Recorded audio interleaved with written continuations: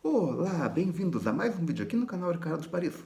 Eu sou o Ricardo e hoje temos mais um capítulo do livro Serões de Dona Benta de Monteiro Lobato. Mas primeiro, curta o vídeo. E se for a primeira vez aqui, inscreva-se e acione o sininho para receber as notificações. Já curtiu? Já se inscreveu? Já acionou o sininho? Então, vamos para a história. Capítulo 7. Ainda a água. Aqui a ilustração. A Emília está pensando numa fonte. Ou está lembrando de alguma fonte. Mas é uma bela fonte. No dia seguinte, Dona Benta começou dizendo que ia continuar com a água, o que fez Emília observar. Com tanta água assim, nós vamos acabar afogados. Morrerão afogados, mas sabendo o que é água. Um bom consolo, não acha? Respondeu Dona Benta. E o que mais pretende a senhora dizer da água? Perguntou a menina. Muita coisa. Como se obtém a água, por exemplo? Hoje as facilidades para obter água são infinitas. Basta abrir uma torneira, mas antigamente... não era assim, não. Tinha de ser carregado na cabeça, como ainda se usa aqui na roça ou em carrinhos. As cidades antigas possuíam poços de utilidade pública. Quem queria água ia tirá-la com caçambas. Depois apareceram as bombas. Depois as primeiras canalizações e os chafarizes públicos. E finalmente a canalização, como a temos hoje, que leva água a todas as casas. Nas velhas cidades de Minas, no tempo da mineração, há chafarizes públicos, que constituem verdadeiras obras de arte. Mas seja qual for o meio de trazermos água para dentro de casa, a nossa grande fornecedora é a chuva. Parte da água que cai do céu escorre para os rios, outra infiltra-se no solo e vai afundando até dar numa camada de rocha impermeável. E segue por cima dessa rocha até sair em algum ponto, formando os olhos d'água. Que ponto é esse, vovó? Num declive do terreno. É por isso que em certos barrancos ou encostas vemos sempre a água a verter das pedras limosas com avencas e bergônias em torno, samambaias e caetés. Esses olhos d'água dão origem aos riachos, e da união de vários riachos nascem os rios, por maiores que sejam. Se a camada impermeável está muito perto da superfície, formam-se os pântanos, os brejos, os atoleiros. E os tais poços artesianos, vovó? São poços abertos em zonas acidentadas, onde há camadas de rochas porosas, metidas entre camadas de rochas impermeáveis. A água infiltra-se na rocha porosa e fica presa, perfurando-se o solo até alcançar essas camadas porosas ou aquíferas. A água muitas vezes jorra a grande altura, como você pode ver nesse desenho. Aqui tem a ilustração.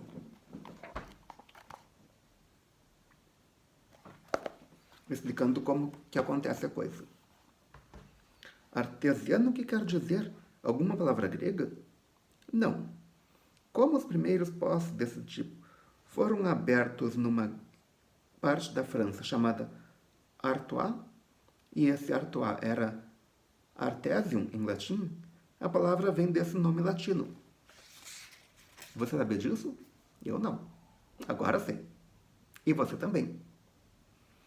É preciso notar o seguinte: quando a água infiltrada encontra uma camada impermeável que não a deixa afundar mais, começa a acumular-se sobre essa camada até atingir um nível que tem o nome de mesa das águas. E toda a terra da superfície da mesa para baixo fica empapada d'água. Se abrirmos ali um poço, a água acumula-se nele, mas não jorra. Não fica poço artesiano. Poço artesiano quer dizer poço que jorra. E para que jorre é preciso que se dê o que está desenhado, que haja uma camada aquífera ou camada embebida d'água entalada entre duas camadas impermeáveis. Essas listras pretas do desenho. Aqui pode ver as listras pretas.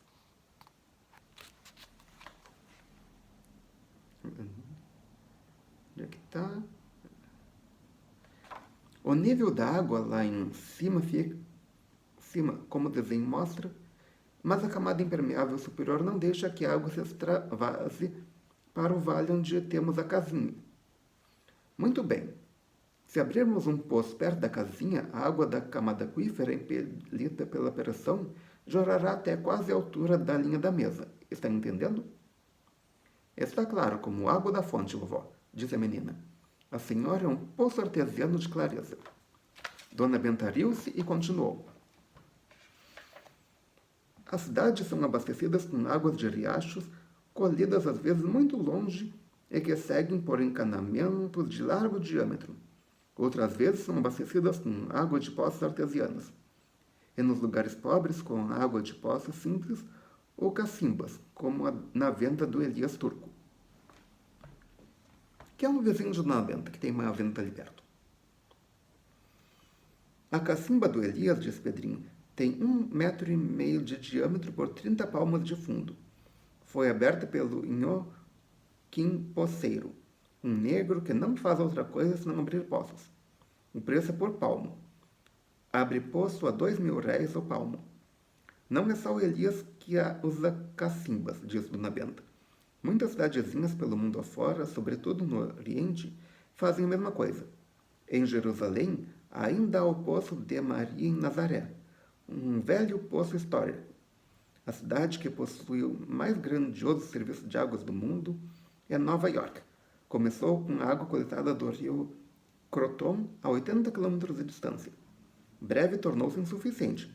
Tiveram de construir vários outros reservatórios, entre os quais o de Catskill, a mais de 160 quilômetros de distância. Essa água é levada a um imenso depósito em Nova York, com capacidade para 3,6 bilhões de litros. Custou a bagatela de US$ 200 milhões, ou seja, alguns milhares de contos na nossa moeda. Graças a isso, cada nova-iorquino pode consumir mais de 400 litros de água por dia. Ou seja, custou bem caro. Hoje em dia, US$ 200 milhões já é muito dinheiro. Naquela época que o livro foi publicado, representava muito mais. E como vai a água para as casas? Perguntou o Narizinho. Um encanamento de bom diâmetro passa pelas ruas e solta ramais fininhos para cada prédio. E até no campo ou nas fazendas já se começa a usar a água encanada. As habitações melhores usam bombas que extraem a água dos poços e a elevam a uma caixa bem alta, donde por força do peso ela desce pelos canos distribuídos pela casa. Muitas vezes essas bombas são tocadas por moinhos de vento. Outras vezes são tocadas à mão ou por meio de motores de óleo ou elétricos. O sistema mais comum é o da caixa d'água colocada em altura bastante para que o líquido se distribua pela casa inteira pela força do peso. Mas há um sistema mais moderno. Em vez da caixa, lá nas alturas, existe no porão da casa um tanque de ferro, perfeitamente fechado. Nesse tanque não há ar. Quando a água é bombeada para dentro do tanque, o ar fica comprimido. Em certo momento fica tão comprimido que não deixa entrar mais água nenhuma, e a bomba para. Bem, desse tanque partem os canos que levam um precioso líquido a todos os pontos da casa. E nesses canos a água está sempre sentindo os efeitos do ar comprimido lá no tanque. De modo que basta a gente abrir uma torneira para ela jorrar. Quando, pelo fato de ir se esvaziando o tanque, a pressão do ar afrouxa, a bomba entra em movimento e enche-o de novo, comprimindo novamente o ar. E as torneiras, vovó? Perguntou o Narizinho. Lido sempre com as torneiras sem saber como são por dentro. A torneira do tipo mais comum, disse Dona Benta, é um dispositivo em que a maçaneta torce um parafuso com uma adelinha de couro curtido na extremidade. Conforme o parafuso sobe ou desce, a rodelinha deixa passar ou tranca a passagem d'água, como vocês podem ver nesse desenho. Aqui tem a ilustração. Na época era um courinho curtido. Atualmente, utiliza-se uma borracha no lugar do couro. Mas ainda chamam-se courinho, mesmo que seja de borracha. E mandou o menino desenhar uma torneira rachada ao meio para que vissem como era lá dentro. a ilustração que eu acabei de mostrar. Eu sabia, declarou Pedrinho, porque vivo consertando as torneiras aqui de casa. Quando começam a pingar, é que o corrinho está a gasto, e basta colocar um novo. Sou mestre nisso. Você também já consertou os corrinhos de torneira? Se já o fez, coloque nos comentários aqui embaixo se é difícil ou fácil. Pena que quando conserto uma torneira faça tamanhos esparramo d'água, disse Dona Benta. Um prejuízo que me dá com inundação é maior que o valor do conserto. Mas mudando de assunto, temos agora de ver como se obtém água limpa boa para beber. Água absolutamente pura, como já sabem, só destilada, mas ficaria muito dispendioso se todas as casas tivessem de destilar a água que consomem. Só nos navios se faz assim, porque neles é preferível destilar a água do mar conforme as necessidades, a conduzir enormes reservas que bastem para a viagem inteira. Mas, felizmente, nosso organismo não exige água destilada, basta que seja pura, como se encontra nos riachos ou nos olhos d'água. Certas bactérias da água não fazem dano à saúde. Isso não é claro por ter alguma lama em suspensão, como uma simples filtragem fica limpa. O importante é que não esteja contaminada de excrementos de animais e outros detritos portadores de germes maus para a saúde. Quando a água vem do fundo da terra, surge já filtrada pelas areias ou camadas porosas por onde passa. Mas a água de um poço pode contaminar-se com escorrentes da superfície, se o poço não está bem fechado. Poços fechados com tábuas são perigosos, porque pelas frestas pinga muita coisa. Os fechados com boa tampa de concreto, estes não oferecem perigo. Têm de ser fechados em cima, na tampa e nas paredes, para que não haja infiltrações laterais. Narizinho desenhou um tipo de mau poço e um tipo de bom poço, e muito bem desenhados. Ela não botou a ilustração. Infelizmente não tem essa ilustração. Eu acho que ela perdeu o desenho e não puderam colocar no livro. É muito perigosa a água colhida nas proximidades das habitações, prosseguiu Dona Benta, por causa da drenagem de resíduos que podem conter germes de tifo, ovos de parasitas intestinais e mais coisas nocivas quanto aos homens como aos bichos domésticos. As coisas más da superfície podem descer e contaminar um lençol d'água subterrâneo. Nas cidades com bons serviços de águas estamos garantidos, porque toda a água vem de reservatórios fiscalizados e examinados constantemente para a correção dos defeitos do líquido. São vários os meios de conseguir essa correção. Há o sistema de esguichar a água para o ar, de modo que se areje e as bactérias morram em contato com o oxigênio e o sol. Há o filtramento, que retira todas as impurezas sólidas. Há o deixá-las em repouso até que as impurezas se assentem no fundo. E ao misturar a água certas substâncias germicidas, isto é, que matam os germes. Um bom germicida muito usado é o cloro, que destrói todos os germes apesar de misturado em pequenas doses. E assim, por toda parte, os serviços públicos corrigem as águas das cidades para a garantia da saúde dos seus habitantes. As bactérias que escapam são trucidadas em nosso organismo pelas células de defesa, as quais nos guardam muito bem quando o número de atacantes não é excessivo. Vovó, a senhora ainda não falou das mais importantes aplicações da água. A água para banho, lavagem de roupa e mais coisas. Sim, minha filha, essa aplicação da água é de fato importantíssima. Como podemos conservar nossos corpos asseados e nossas roupas limpinhas se não fosse o abençoado óxido de hidrogênio? Água e sabão constituem duas perfeitas maravilhas merecedoras de estátuas. Se o homem não fosse um bicho ingrato, em todas as cidades haveria uma estátua ao sabão e à água. Quem inventou o sabão, vovó? Não se sabe, meu filho. Um velho naturalista romano, Plínio, atribui a invenção aos gauleses, povo bárbaro que vivia nas terras da França de hoje. Era feita de sebo e cinzas de faio. Mas como de sebo e cinza pode sair sabão, vovó? Há um versinho que diz: azeite e água brigaram, Certa vez numa vasilha, vai tá befe, vai tá pona, sai soco, ali fervilha.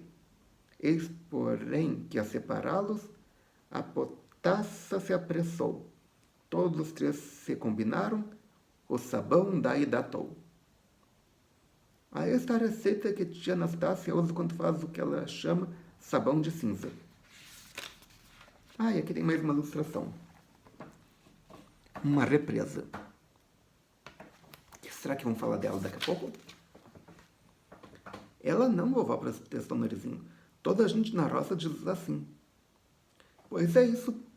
Primeiro, tia Anastácia leva uma porção de tempo juntando as cinzas que se acumulam no fogão. Depois enche um barril, aperta bem a cinza e despeja água em cima. A água atravessa a cinza e vai absorvendo a potassa nela existente e sai pelo fundo do barril sob forma de um caldo preto que tia Anastácia chama decoada. Não é só ela que diz decoada, é todo mundo, vovó, insistiu a menina. Pois seja, forma o tal líquido preto que é um caldo de potassa. E misturando-o com sebo, restos de torresmos, pedaços de couro de toucinho, qualquer coisa que contenha gordura animal, e num grande tacho ferve a mistura. Aquilo vai se dissolvendo até que vira sabão preto muito bom. Mas sabão mole, não pode ser cortado em barras ou quadradinhos. Tia Anastácia forma umas bolotas que enleia em palhas de milho. São pães de sabão. Para fazer o sabão duro, continuou Dona Benta, temos de ferver gordura animal ou vegetal. Os óleos minerais não produzem sabão. Com uma adequada de hidróxido de sódio, forma-se uma massa de sabão que endurece em moldes ou pode ser cortado em pedaços firmes, dos tamanhos que a gente quer. Para fazer sabonetes coloridos e cheirosos, junta-se a substância corante e o perfume, antes que a massa endureça. E o que acontece na lavagem do corpo ou da roupa? A pele do nosso corpo é úmida e oleosa, de modo que o pó do ar vai aderindo e formando o que chamamos sujeira. Parte dessa sujeira passa para as roupas de baixo e também a suja. Na lavagem, a água dissolve alguma coisa da sujeira, destaca as partículas sólidas do pó que ficaram na pele ou na roupa. Só não mexe com o sujo gordurento. Mas se juntarmos sabão à água, essa sujeira gordurenta é também dissolvida e lavada. Graças, pois, às habilidades da água e do sabão, é que temos uma pele limpinha e uma roupa que dá gosto de ver. Como as mãos da Emília e o vestidinho dela. Emília estava com as mãos e vestidos sujos, de modo que corou com a observação da Dona Benta e respondeu queimadinha. A culpa é da senhora mesma, que leva a vida toda a falar em água e não dá tempo da gente tomar banho. Bom, Emília, a desculpa foi boa, mas daqui a pouco vou fazer uma pausa e você...